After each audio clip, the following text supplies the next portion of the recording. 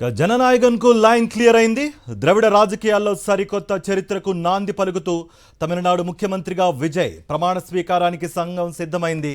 ప్రభుత్వ ఏర్పాటుకు అవసరమైన మ్యాజిక్ ఫిగర్ను సాధించారు టీవీకే చీఫ్ విజయ్. వీసీకే, సిపిఐ, సిపిఎం విజయ్కు మద్దతు ప్రకటించాయి. దీంతో టీవీకే సంఖ్యాబలం 118కి పెరిగింది.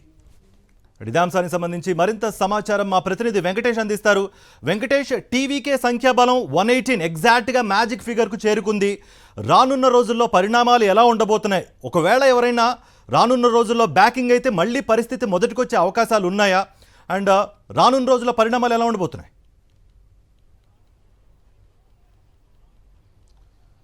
టీవీకే విజయ్కి లైన్ క్లియర్ అయింది. దాదాపు 3 రోజుల సస్పెన్స్కు తెరపడింది.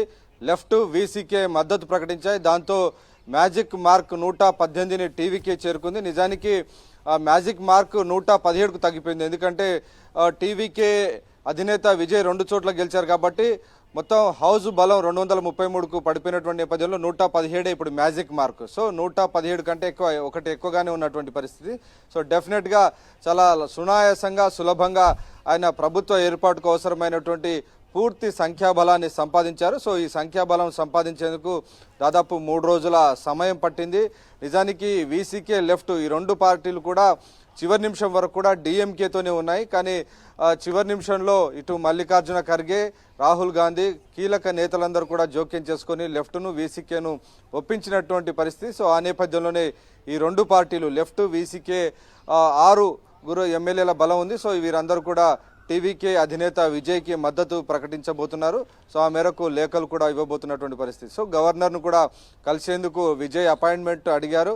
సో ఈరోజు 4:30 గంటలకు విజయ్ గవర్నర్ను 3వ కలవబోతున్నారు. ఈసారి మొత్తం 118 మంది ఎమ్మెల్యేల జాబితాను గవర్నర్కు అందజేయబోతున్నారు. సో మొదటి నుంచి కూడా గవర్నర్ ఒకటే చెప్తున్నారు, 118 ఎమ్మెల్యేల జాబితా ఇస్తేనే ముఖ్యమంత్రిగా ప్రమాణం స్వీకారం చేసేందుకు అనుమతిస్తా అని చెప్తున్నారు. సో ఆ మేరకు ఆయన పెట్టినటువంటి కండిషన్ కూడా పూర్తి అవుతుంది కాబట్టి ఇక గవర్నర్ రాజేందర్ ఆర్లేకర్ ఆయనకు పర్మిషన్ ఇవ్వాల్సినటువంటి పరిస్థితి అయితే ఉంది. సో గవర్నర్ నిర్ణయం చివరి వరకు కూడా మనం వేచి చూడాల్సి ఉంది. ఎందుకంటే చివరి నిమిషంలో అనేక ట్విస్టులు కూడా ఉంటున్నటువంటి పరిస్థితి. చాలా రసవత్తరమైనటువంటి మలుపులు తమిళ రాజకీయం తిరుగుతుంది. సో చివరి నిమిషం వరకు ఈ లేఖలన్నీ కూడా రావడం, ఆ లేఖలన్నీ కూడా వెరిఫై చేసుకునేందుకు సమయం తీసుకుంటారా, ఇలా రకరకాల ట్విస్టులు జరిగేటువంటి అవకాశం ఉందని తెలుస్తుంది. సో ఆ నేపథ్యంలో మనం వెయిట్ అండ్ వాచ్ అన్నట్టుగా చూడాల్సినటువంటి అవసరం ఉంది. సో గవర్నర్ అపాయింట్మెంట్ 4:30కి కోరినట్టు తెలిసింది. సో గవర్నర్ అనుమతిస్తే ఆ మేరకు వెళ్ళి వారికి 118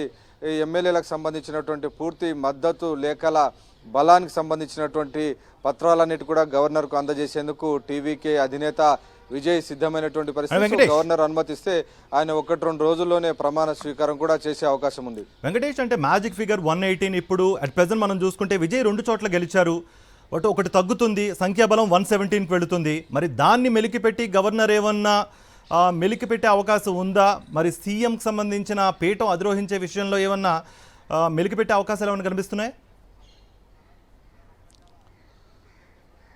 అవసరమైన దానికంటే ఇంకా ఎక్కువగానే బలం టీవీకే వద్ద ఉంది కాబట్టి ఆ అంశంలో గవర్నర్కి ఎలాంటి అందులో మెలిక పెట్టేటువంటి అవకాశం లేదు. సో ఇచ్చినటువంటి సంఖ్యాబలానికి సంబంధించినటువంటి పార్టీల నుంచి మద్దతు లేఖలు అడిగారు. సో వీసీకే కానీ అలాగే సిపిఐ, సిపిఎం వీరందరూ కూడా వారి లెటర్ హెడ్స్ పైన ప్రెసిడెంట్స్ సంతకాలు చేసి ఆయనకు అధికారికంగా ఇవ్వాల్సి ఉంటుంది. సో ఈ ప్రక్రియ అంతా పూర్తి కావాలంటే కొంత సమయం పడుతుంది కాబట్టి వాటన్నిటిని చూసి వెరిఫై చేసిన తర్వాత గవర్నర్ ఆ మేరకు అనుమతి ఇచ్చేటువంటి అవకాశం ఉంది. ఇంకా డిలే చేయడానికైతే అవకాశం మాత్రం ఎంత మాత్రం కనిపించట్లేదు. ఎందుకంటే మనం చూస్తున్నాం ఈ డిలే వల్ల డిఎంకే, అన్నా డిఎంకే 2 కలిసి ప్రభుత్వ ఏర్పాటుకు గవర్నర్ పరోక్షంగా కొంత సమయం ఇస్తున్నారు, డిలే టాక్టిక్స్ కొనసాగిస్తున్నారు అనేటువంటి విమర్శలు